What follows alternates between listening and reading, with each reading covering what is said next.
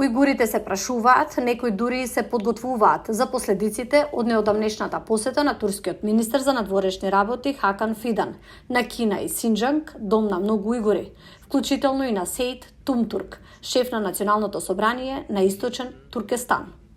Bu sözünü alarak Çin yönetimi Hakan Fidan Со користење на неговите зборови, кинеската администрација се обидува да го оправда сопствениот геноцид, масакар, велејќи дека Хакан Фидан бил многу задоволен од неговата посета.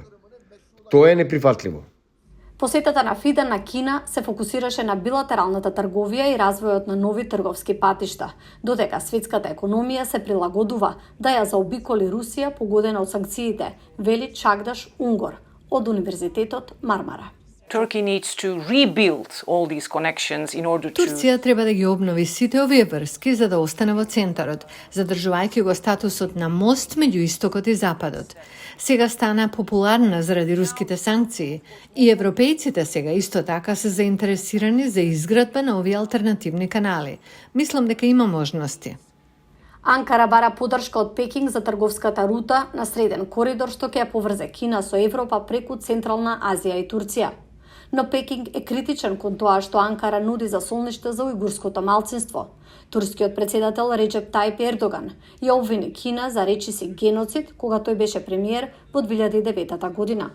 Но Унгор вели дека министерот за надворешни работи Фидан користел јазик за помирување во однос на ова прашање за време на неговата посета на Кина и на Синџанг. Кинезите беа задоволни со тоа.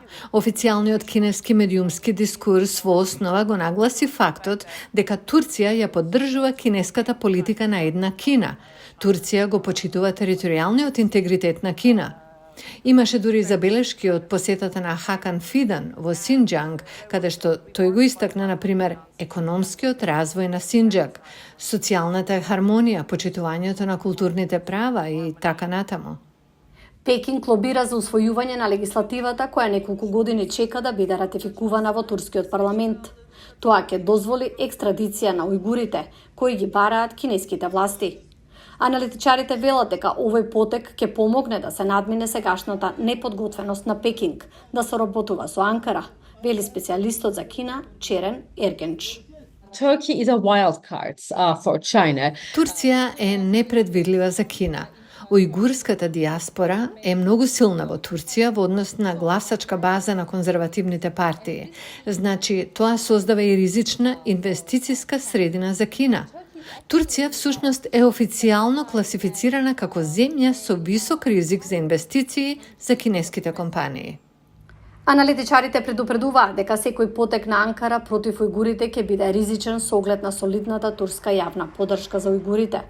Но во исто време, велат тие, Анкара е решена да ја постигне својата цел, да стане центар на трговските патишта меѓу Кина и Европа.